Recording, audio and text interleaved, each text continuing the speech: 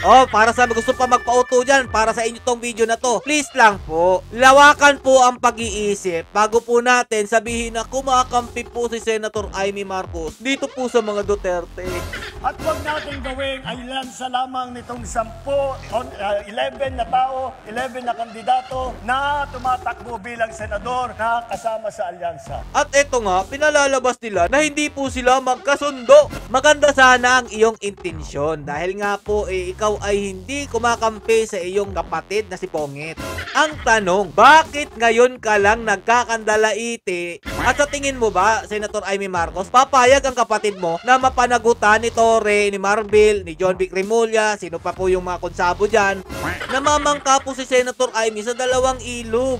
Boto ng mga Marcos para sa kanya, boto ng mga Duterte kinukuha niya. Eh di syempre papasok yan ng Senado kapag nagkataon. Niloko nyo na si Pipi Sara Duterte, lulukuhin nyo na naman yung mga kababayan namin dito sa Davao City at mga Duterte supporters. Kapag nagkataon mga Lodi na hindi lumusot ito po si Amy Marcos at nanalo po ang PDP laban senatorial slate ni Tatay Duterte, lahat po yan nakapasok. Magiging makatotohanan po yung sinabi ni Tatay Duterte na hindi bababa sa pwesto ito si Marcos Jr. at gagawa po ito ng paraan para makapagdeklara ng martial law.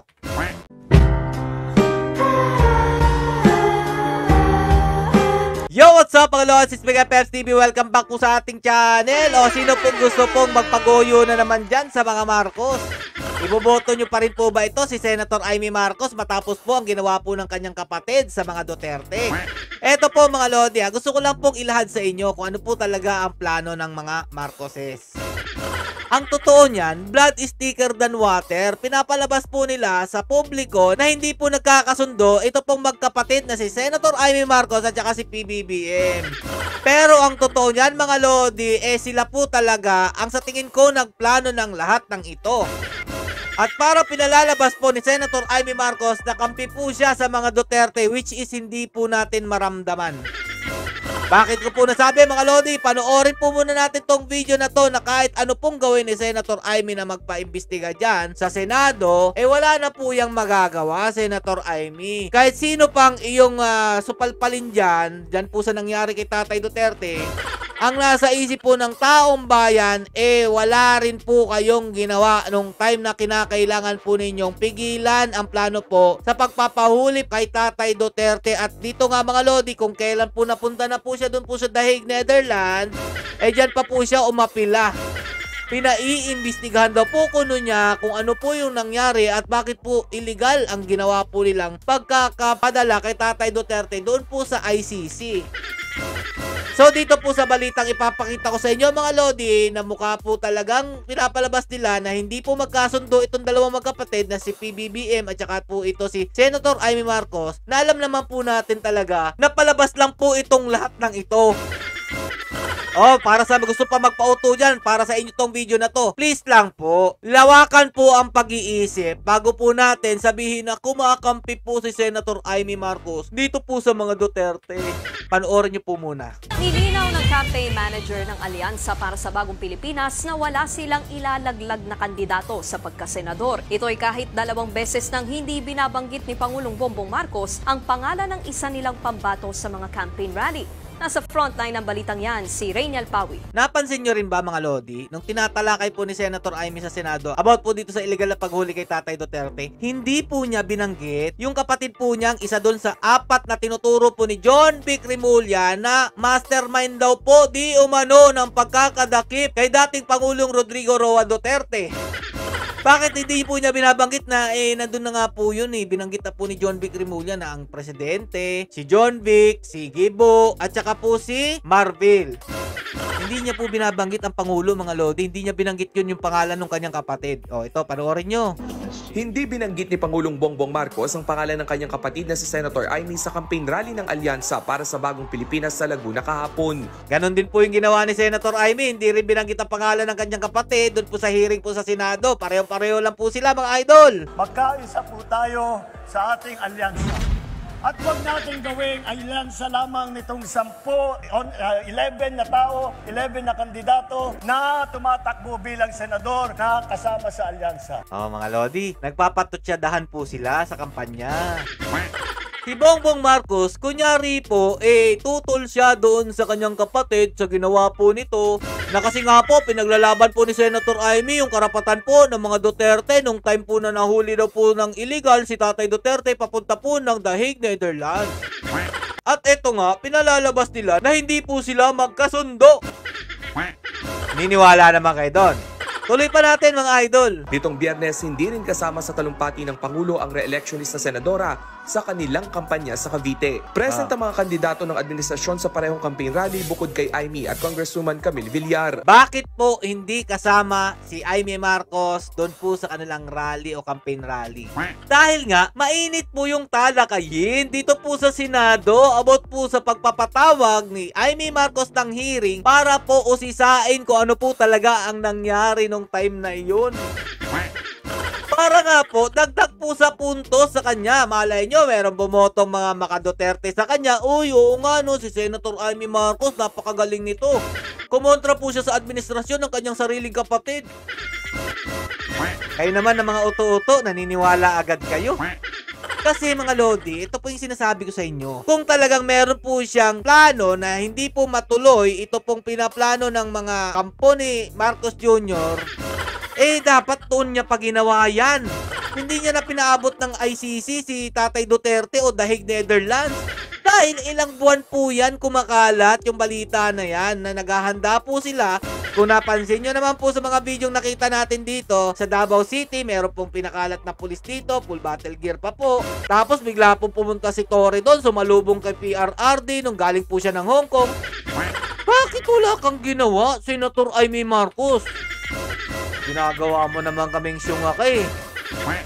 Hindi pasensya na Senator Amy Marcos. Maganda sana ang iyong intensyon dahil nga po ikaw ay hindi kumakampi sa iyong kapatid na si Pongit.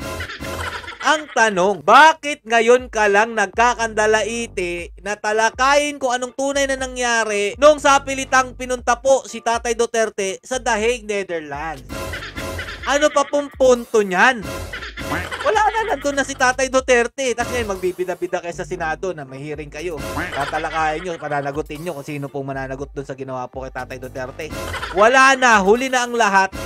At sa tingin mo ba, Senator Amy Marcos, papayag ang kapatid mo na mapanagutan ni Torre, ni Marbil, ni John Vic Remulla, sino pa po yung mga konsabo dyan, sa AFP, nang ganun-ganun na lang, di nasira yung pangalan ng iyong kapatid sa administrasyon niya dahil tinulugsa mo. Pero hindi gaya ng presidential sister na banggit ng Pangulo ang pangalan ni Villar. Di naman daw ito problema para kay Senator Amy. Bakit? Anya, prioridad niya ang pagsisiyasat sa umano'y iligal na pagkakaaresto kay dating Pangulong Rodrigo Duterte kaysa sa politika at kampanya. Wow. Inilunsad ng senadora ang investigasyon sa Senado nitong Huwebes. Iginiit naman ng campaign manager ng alyansa na si Toby Tiangco na buo pa rin ang kanilang grupo. Siyempre, buo yan. Namamangka po si Senator Amy sa dalawang ilog. Boto ng mga Marcos para sa kanya, boto ng mga Duterte kinukuha niya. Di syempre, papasok yan ng Senado kapag nagkataon. Pero ang nangyayari ngayon mga Lodi, mulat na po ang mga DDS supporters sa mga vloggers po ng Duterte na no to Marcos anymore na. Huwag nyo nang gawing tanga ang mga tao pa. Tama na tong ginawa nyo pambubudol sa mga Duterte. Dahil isa po, si Senator Amy na lumapit po dito sa amin sa Davao City para po makipag-negotiate about po nung 2022 election. At natupad nga po ang kanilang pangarap na maging pangulo ang kanyang kapatid. Niloko nyo na si VP Sara Duterte. Lolokohin nyo na naman yung mga kababayan namin dito sa Davao City at mga Duterte supporters. Wag na oy! Ang totoo niyan, blood is thicker than water at priority daw po ni Senator Amy ang hearing dyan po sa Senado para po talakayin ang ginawa nila kay Tatay Duterte.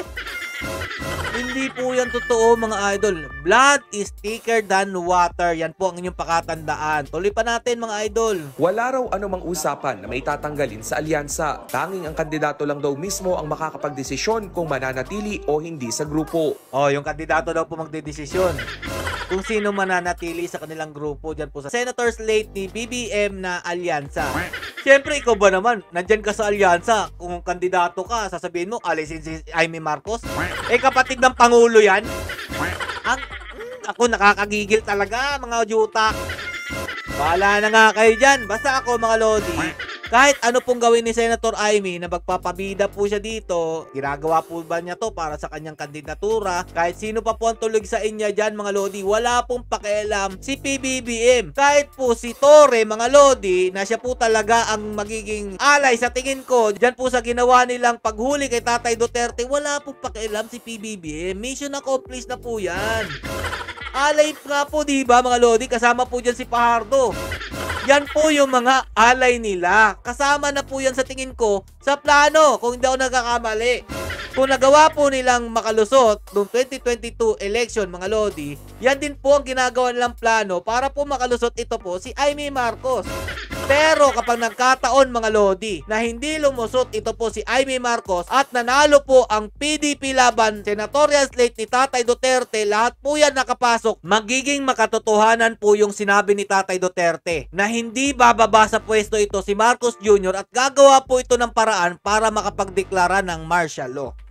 Naalala nyo yun mga idol? Ganon at ganon po ang mangyayari sa ating bansa. Kaya please lang, para po sa mga tao dyan na nagsisisigaw ng people power, tigilan nyo yan!